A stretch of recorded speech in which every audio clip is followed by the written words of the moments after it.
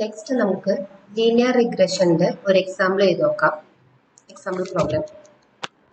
Linear regression use ചെയ്തിട്ട് നമുക്കൊരു salary predict ചെയ്യുന്ന മോഡല് ക്രിയേറ്റ് ചെയ്യാം. ഓക്കെ, അപ്പോൾ നമ്മളിവിടെ ഒരു ഡാറ്റ സെറ്റ് കിട്ടിയിട്ടുണ്ട്, ഫാസ്റ്റ് ഡാറ്റ സെറ്റ്. ഇത് ഒറ്റ ഫീച്ചർ വെച്ചിട്ടാണ് നമ്മളിപ്പോൾ ചെയ്യുന്നത്. ജസ്റ്റ് ഒരു എക്സാമ്പിൾ ആയിട്ട് നമുക്ക് നോക്കാം. അപ്പോൾ ഒരുപാട് ഫീച്ചേഴ്സ് ഉണ്ടായിരിക്കും. ഇപ്പം ഇവിടെ ഈ പ്രോബ്ലത്തിൽ നമ്മൾ ഒറ്റ ഫീച്ചർ മാത്രമേ എടുക്കുന്നുള്ളൂ. ഇയേഴ്സ് ഓഫ് എക്സ്പീരിയൻസ് എന്ന ഫീച്ചറും സാലറി. ഇവിടെ ഇയേഴ്സ് ഓഫ് എക്സ്പീരിയൻസ് എന്ന് പറയുന്നതാണ് നമ്മൾ ഫീച്ചർ ആയിട്ട് എടുക്കുന്നത്. സാലറി ആണ് കറസ്പോണ്ടിങ് പ്രിഡിക്ഷൻ. അപ്പൊ ഇയേഴ്സ് ഓഫ് എക്സ്പീരിയൻസ് എന്ന് പറയുന്നത് ഇൻഡിപെൻഡന്റ് വാരിയബിൾ ആണ്. സാലറി എന്ന് പറയുന്നതാണ് ഇവിടെ ഡിപെൻഡന്റ് വാരിയബിൾ. അതായത് ഇയേഴ്സ് ഓഫ് എക്സ്പീരിയൻസ് എക്സും സാലറി വൈയും. ഈ സാലറി പ്രിഡിക്റ്റ് ചെയ്യുന്നത് ഇയേഴ്സ് ഓഫ് എക്സ്പീരിയൻസിനെ ബേസ് ചെയ്തിട്ടാണ്. ഓക്കെ, അപ്പോൾ നമുക്ക് ഇയേഴ്സ് ഓഫ് എക്സ്പീരിയൻസ് മാത്രമല്ല ഒരുപാട് ഫീച്ചേഴ്സ് ഉണ്ടായിരിക്കും. പക്ഷെ ഇപ്പോൾ നമ്മൾ ഒറ്റ ഫീച്ചർ വെച്ചിട്ടാണ് ചെയ്ത് നോക്കാൻ പോകുന്നത്. ലീനിയർ റിഗ്രഷൻ എന്ന അൽഗോരിതം നമുക്കിവിടെ യൂസ് ചെയ്ത് നോക്കാം. ഓക്കെ, അപ്പോൾ ഇതാണ് നമ്മുടെ ഡാറ്റ കിട്ടിയിരിക്കുന്ന ഫോർമാറ്റ്. CSV ഫോർമാറ്റ് ആണ്, അതായത് കോമ സെപ്പറേറ്റഡ് വാല്യൂസ് ആണ് കിട്ടിയിരിക്കുന്നത്. അപ്പോൾ നമുക്ക് ഈ ഡാറ്റയെ നമുക്ക് വിഷ്വലൈസ് ചെയ്യണം. ഓക്കെ, ഈ ഡാറ്റയിൽ ചിലപ്പോൾ അൺവാണ്ടഡ് ഡാറ്റാസ് ഉണ്ടായിരിക്കാം, ചിലപ്പോൾ നൾ വാല്യൂസ് ഉണ്ടായിരിക്കാം, അല്ലെങ്കിൽ ഔട്ട്ലയേഴ്സ് ഉണ്ടായിരിക്കാം.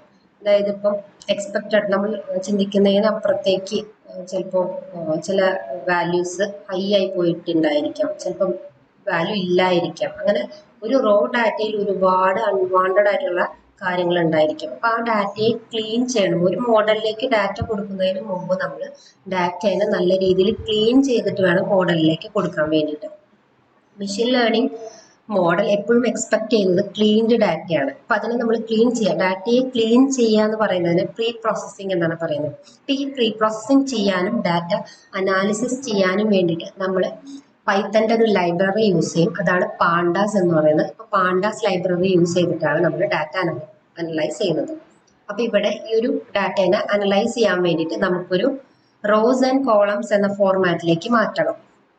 ബിക്കോസ് നമുക്ക് റോസ് ആൻഡ് കോളംസിലായിരിക്കുന്ന ഒരു ഡാറ്റയെ മനസ്സിലാക്കാനും മാനേജ് ചെയ്യാനും കുറച്ചുകൂടി എളുപ്പമാണ്, അല്ലെ?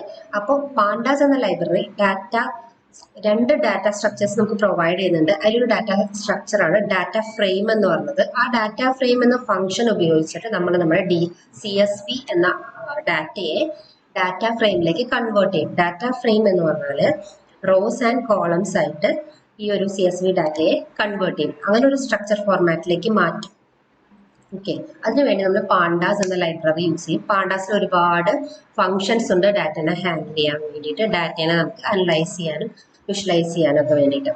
ഓക്കെ, അപ്പം വിഷ്വലൈസ് ചെയ്യാൻ വേണ്ടിയിട്ട് നമ്മൾ യൂസ് ചെയ്യുന്നത് മാറ്റ്പ്ലോട്ട്ലിബ് എന്നൊരു ലൈബ്രറിയാണ്. ഗ്രാഫ് പ്ലോട്ട് ചെയ്യാൻ വേണ്ടിയിട്ട് അതും പൈത്തണിലുള്ള ഒരു ലൈബ്രറിയാണ്.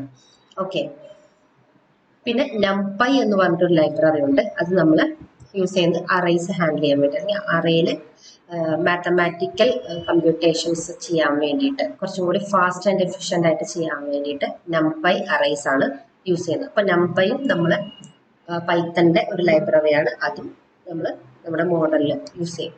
ഓക്കെ, അപ്പോൾ നമുക്ക് ആവശ്യമായ എല്ലാ ലൈബ്രറീസും ആദ്യം ഇമ്പോർട്ട് ചെയ്യുക നമ്മുടെ ഈ ഒരു മോഡൽ ട്രെയിനിങ് എൻവയോൺമെന്റിലേക്ക്. ഓക്കെ, അപ്പോൾ നമ്മളിവിടെ യൂസ് ചെയ്യാൻ പോണ എൻവയോൺമെന്റ് ജൂപ്പിറ്റർ നോട്ട്ബുക്ക് ആണ്.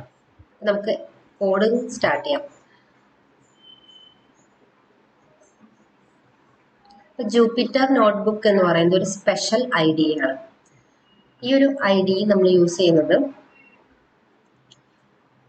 ഇന്റഗ്രേറ്റഡ് ഡെവലപ്മെന്റ് എൻവയോൺമെന്റ് എന്നാണ് IDEയുടെ ഫുൾ ഫോം പറയുന്നത്. അപ്പൊ IDE എന്ന് പറഞ്ഞു കഴിഞ്ഞാൽ നമ്മൾ മെഷീൻ ലേണിങ്ങിനും സയന്റിഫിക് കമ്പ്യൂട്ടിങ്ങിനും ഒക്കെ വേണ്ടിയിട്ട് സ്പെഷ്യലായിട്ട് ക്രിയേറ്റ് ചെയ്ത ഒരു IDE ആണ് ജൂപ്പിറ്റർ നോട്ട്ബുക്ക് എന്ന് പറയുന്നത്. അപ്പൊ ഇതിൽ നമുക്ക് ഒരു നോട്ട്ബുക്കിൽ ഓരോ സെല്ലും നമുക്ക് സെപ്പറേറ്റ് റൺ ചെയ്യാൻ പറ്റും. ഒരു നോട്ട്ബുക്കിൽ ഓരോ പേജസ് പോലെ ഈച്ച് സെല്ല് വർക്ക് ചെയ്യും. ഓക്കെ, അപ്പൊ നമുക്ക് നോർമൽ IDEs കുറെ ഉണ്ട്.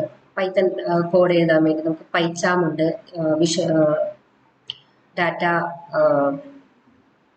വിഷ്വൽ സ്റ്റുഡിയോ എന്ന് പറഞ്ഞിട്ടൊരു ലൈബ്രറി ഉണ്ട്. പിന്നെ ജൂപ്പിറ്റർ കൊളാബ്. അപ്പോൾ ജൂപ്പിറ്റർ എന്നൊക്കെ പറയുന്നത് ഒരു സ്പെഷ്യൽ IDE ആണ്. Okay, machine learning, scientific computing, data analysis അങ്ങനത്തെ കാര്യങ്ങൾക്ക് വേണ്ടിയിട്ട് സ്പെഷ്യലായിട്ട് നമുക്ക് ജൂപ്പിറ്റർ നോട്ട്ബുക്ക് കൊളാബ് ഒക്കെ യൂസ് ചെയ്യാം. ഓക്കെ, അപ്പോൾ നമ്മളിവിടെ ജൂപ്പിറ്റർ നോട്ട്ബുക്ക്